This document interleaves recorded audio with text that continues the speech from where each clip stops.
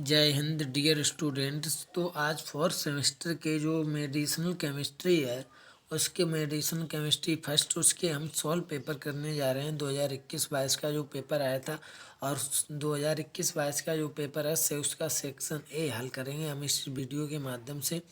तो एक section A का जो है क्वेश्चन नंबर 1 हल करेंगे और क्वेश्चन नंबर 1 के क्वेश्चन कुछ रह गए थे इस वीडियो में, तो वो क्वेश्चन हल करेंगे। एफ से जे तक इस वीडियो के माध्यम से हम क्वेश्चन आपको हल करेंगे। तो बने रहिए हमारे यूट्यूब चैनल पर, आप सभी का स्वागत है।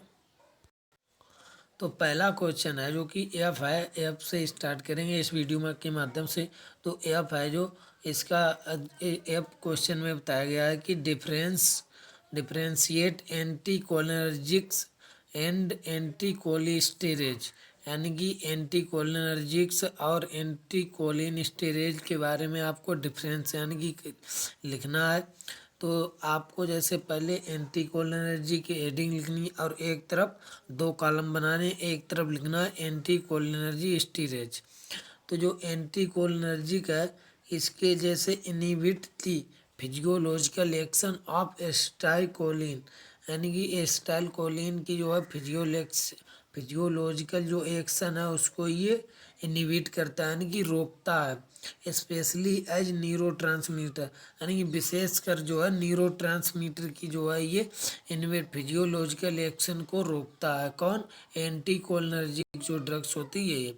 और जो एंटीकोलिनस्टेरेजिज है ये एंजाइम है। जैसे ये क्या काम करते हैं? Drugs that prolong the existence of acetylcholine after its is released from cholinergic nerve endings by inhibiting both acetylcholinesterase and butyrylcholinesterase. ये 2 एंजाइम है, एसिटाइलकोलिनर्जिक स्टीरेज और जो ब्यूटाइल कोलिनर्जिक स्टीरेज है। ये क्या करते हैं? ये जो इनहिबिट करते हैं दोनों को। कौन? एंटीकोलिनर्जिक स्टीरेज ये जो एंजाइम होते हैं ये इनहिबिट करते हैं। अब जो एंटीकोलिनर्जिक है इसके बारे में देख लेते हैं। दूसरी step, block the transmission of acetylcholine in the central and peripheral nervous system, यानी कि ये एसिटाइलकोलिन जो सेंट्रल नर्वस सिस्टम और पेरीफेरल नर्वस सिस्टम है ये क्या करता है? एसिटाइलकोलिन जो है दोनों को ब्लॉक करने का काम करता है, जो कि एसिटाइलकोलिन। और इस तरफ जो अगली स्टेप देखते हैं, inhibit the type of cholinergic cholinesterase, यानी कि ये जो कोलिनर्जिक है इसको ये क्या करता है? इस प्रकार के जो एंजाइम होते हैं इनको ये इनहिबिट करता है, यानी कि रोकता है आगे बढ़ने से। और जो इस तरफ स्टेप अगली है, block the action of acetylcholine, ये क्या करता है? एसिटाइलकोलिन की जो एक्शन है किस तरह से वो एक्शन करता है बॉडी में उसको ये ब्लॉक कर देता है। कौन? एंटीकोलिनर्जिक। और ये क्या करता है? इनहिबिट दी एसिटाइलकोलिनेस्टेरेज और ब्यूटाइल कोलिनेस्टेरेज को ये इनहिबिट करता है। कौन? एंटीकोलिनर्जिक स्टेरेज जो है ये इन दोनों एंजाइम को ब्लॉक करता है।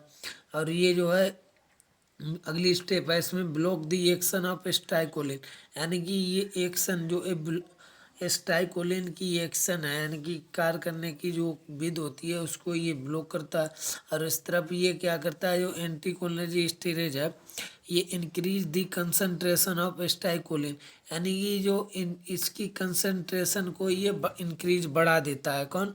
एंटीकोलिनर्जिक स्टेरेज है ये एसिटाइलकोलिन की जो है एक्शन यानी कि कंसंट्रेशन को इंक्रीज कर देता है, बढ़ा देता है। तो ये इस वीडियो के जो है इसके ये डिफरेंस हैं एंटीकोलिनर्जिक्स और एंटीकोलिनस्टेरेज दोनों एंजाइम। अब अगला क्वेश्चन है जी, give the mode of action and structure of chlorpromazine, यानी कि क्लोरप्रोमाजिन का स्ट्रक्चर और मोड ऑफ एक्शन आपको लिखना है।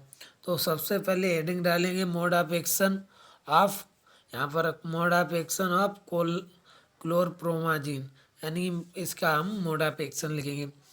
The antiemetic effect of chlorpromazine stem from the combined blockade of histamine H1, यानी कि एस्टामिन H1 डोपामाइन D2 जैसे हिस्टामिन है तो ये जो H1 हिस्टामिन है उसको, और ये जो dopamine D2 and muscarinic M1 receptor in the vomiting centre, यानी कि इन सभी को ये कंबाइंड करके इनकी सभी के जो है एक्शन को ये क्या करना है, ब्लॉकेट करने के काम करता है। कौन?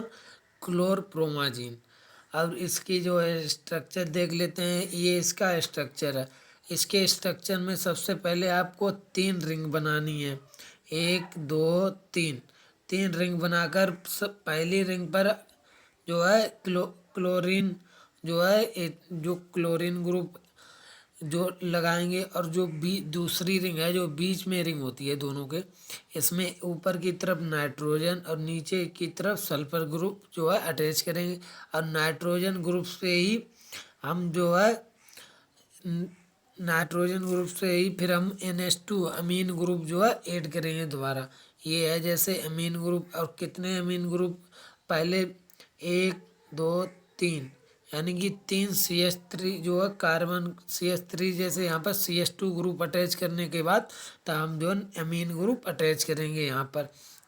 और यहाँ पर देखिए, और ये तीसरी रिंग बनेगी, और तब ये स्ट्रक्चर बनेगा क्लोरप्रोमाजीन का। इस तरह से आपको स्ट्रक्चर बनाना है।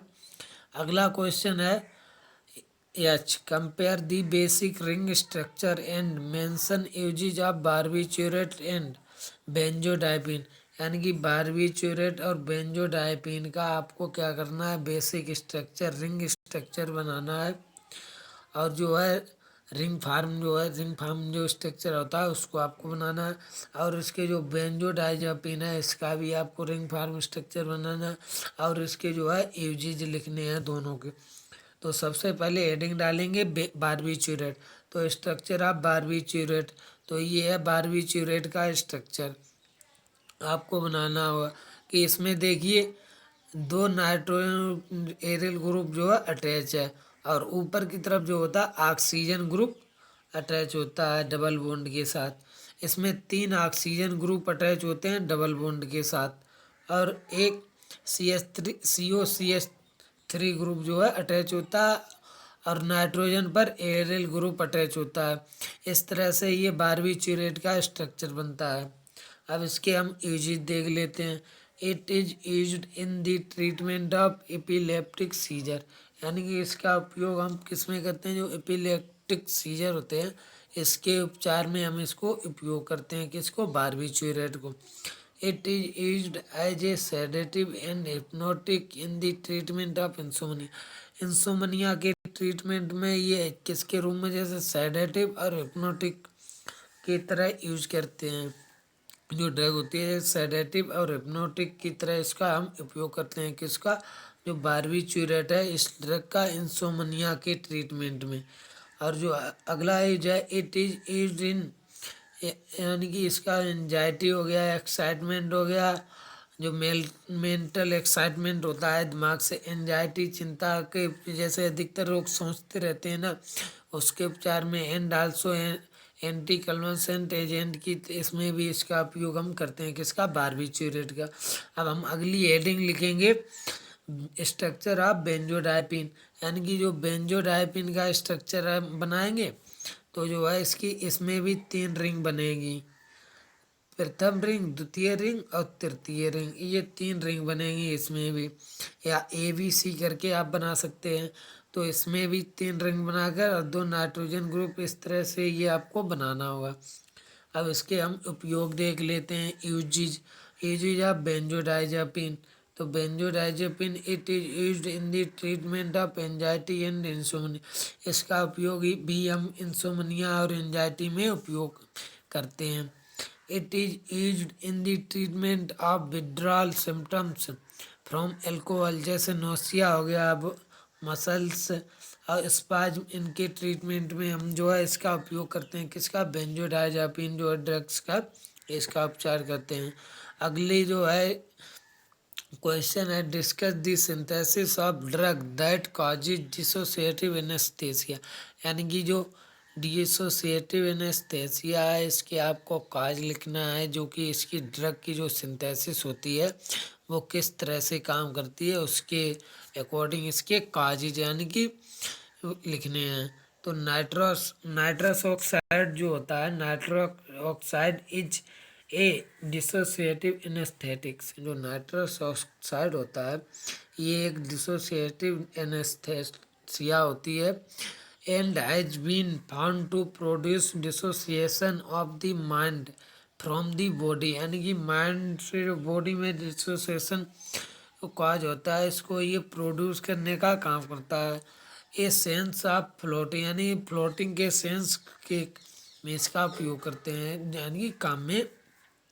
तो distorted perception and rare case, यानी कि परसेप्शन हो गया और रेयर केस में, और विजुअल हेलोसिनेशन में इसका उपयोग करते हैं। जैसे क्या होता है, कभी किसी इंसान की जो दिमाग है भ्रम में पड़ जाता है, जैसे कभी, तो उसमें भी इसका उपयोग करते हैं। भ्रम में बार बार उसी बात पर मनन करता रहता है, तो उसी को चिंता एंजाइटी बोलते हैं ना।